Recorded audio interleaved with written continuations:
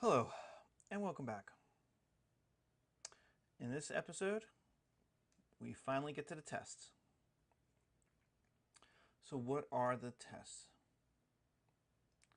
The tests are essay questions. Here is the test model. The test model is there to show you what a good test essay looks like, what it sounds like.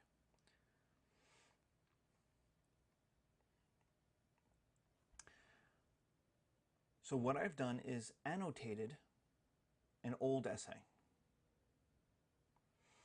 So we have discussed 3 causes of the fall of the Roman Empire and the effects of those causes. So what we have is then annotations on each sentence practically in order to tell you what the sentence does, because every sentence does a job in explaining this answer, this big answer. Every sentence does a job. Take a look at the introduction. Now you don't need an introduction, but lots of people do it out of habit. And so if you want an introduction, look at how specific the answers are. Decline of loyalty in the army, the invasion of the Huns, the building of Constantinople. Those are very specific. It's not just bad things happened.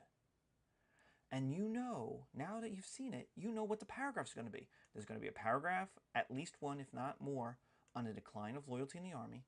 There's going to be at least one, if not more, on the invasion of the Huns. And there's going to be at least one, if not more, on Constantinople. And look, loyalty of the army. Loyalty of the army. Here's more loyalty. Oh, here's Huns. Here's Huns again. Oh, the last major cause is Constantinople. I haven't even had to read this essay for content, and I already know how it's organized. That's a good essay. Now, of course, I'm writing a good essay. It's my question. I'm experienced at this. But that's the idea. You lead your reader and you tell them right up front. That's what a good introduction does. Right up front, what the rest of the answer is going to be.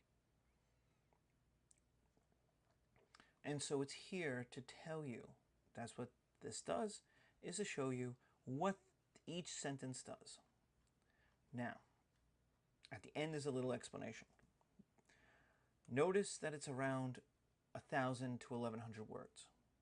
An A answer is about 1,000 to 1,500 words for these kind of questions. Can it be a little shorter? Sure. Can it be 200 words? No. 200 words is, maybe a paragraph and a half. There's not enough there. There's not enough words there to actually explain anything. You need about 1,000 words if you want to get an A. That's just what it takes. There's a maximum on our test of 1,500 words. I once had someone write 6,000 words. Well, they stopped saying anything that really answered the question. They just basically rewrote the textbook. They were going to say, I am going to throw everything from the chapter in. I've got to get an A because everything's there. Well, you threw everything in. That's not a good essay.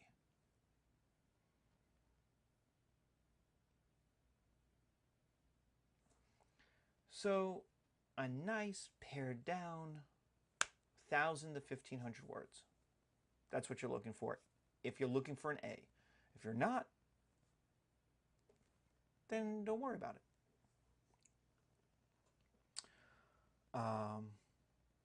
You'll notice the specifics. The more specific you are, here is details and specifics. The more specific you are, the better your essay is going to be. The more generic you are, the more general you are, the worse your answer is going to be. The more likely you are to get C. And you know this. You know what good answers are. If you ask somebody, what did you do Saturday night? If you ask your boyfriend or girlfriend, what did you do Saturday night?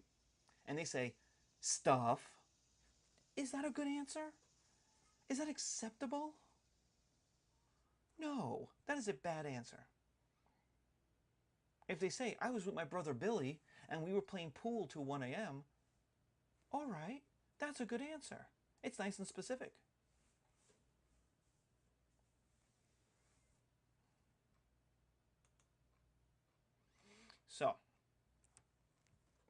So we have multiple paragraphs. We have sentences with nouns and verbs.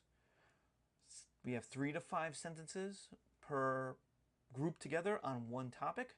That's a paragraph. And we have our topics nice and separated from each other. And the way you separate your paragraphs in web study is you just hit return or enter. You just hit the return or enter button. Boom, new paragraph. Moving on. We'll take a look at this in a moment. All right, so to the test study guides. Ready? Ready. Test study guides. All right, this is our instructions. We'll get to that in a moment. These are our study questions. Our study questions, there are 5. 1, 2, 3, 4, 5. 1, 2, 3, 4, 5. On the test, you will get 3 of these questions. You'll get 3. They are a random 3. They are a different 3 than other people in the class. You will get a random 3. And you will answer one of those 3. So of these 5 that you have to study from, that could be on the test, 3 of them, let's just choose 1, 2, and 3, will be on the test. You get a choice, because I always believe in choices, to do one of these 3. Now you have to do both parts, A and B. You can't choose not to do half the essay.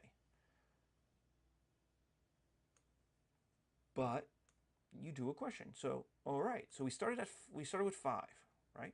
Here's 1, 2, 3, 4, 5. On the test, you got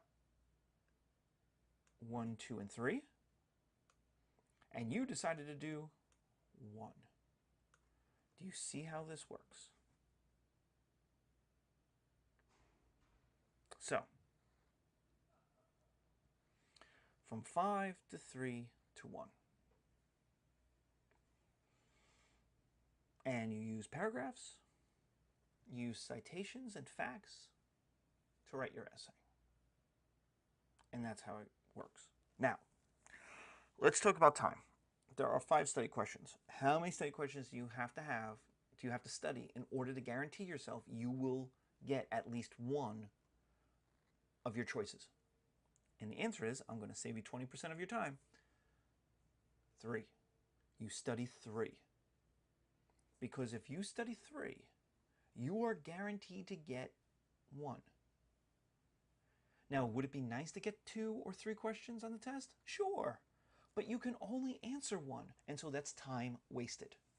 It's nice to have the option, but since you're not going to answer them anyway, it is better to put your time studying into only 3 questions that you could do really well, rather than take the same time and do worse studying on 5 questions. So, and it doesn't matter what 3. If you pick 1, 3, and 5, one of those will be on the quiz. On the test, excuse me. Guaranteed. No matter how you work it out. So I've just saved you 20% of your time. All right, so here, right here in the instructions, you will be given 3 of these to choose from. You pick one of the 3. Right there, right at the top.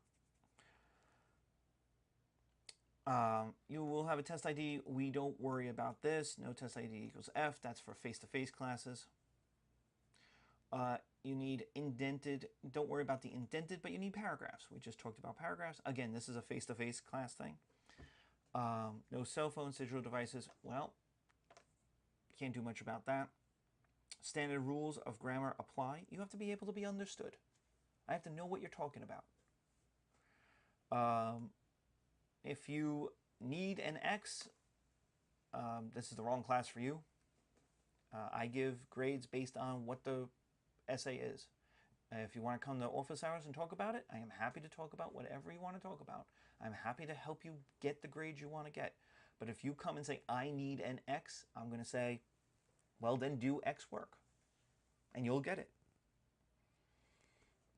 But if you're going to do Z work or Y work, and you say, but I need an X, I can't help you there. Historical examples, events, specifics. You need to be specific.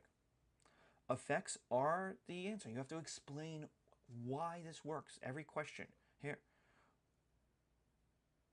Using explain, explain, explain. You have to do all of this.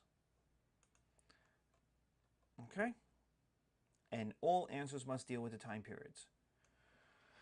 This is because recently, in the last couple of years, this has become a thing. And this has become a thing because students don't really study, especially in the online classes. They don't really study. And so they look at it and go, well, it's kind of like this other thing. And so what they do is they spend all of their essay writing about something like in the news yesterday rather than the material that we covered. It's a test. You have to deal with the test material. If you were in a science class and you were doing a lab, you couldn't be able to be like, well, on the Weather Channel yesterday. You can't do it in anything else. So you can't do it here. So that is the study guides. And there are 3 study guides. For study guides for test 1, for test 2, and test 3. So now in our next video, we will take a look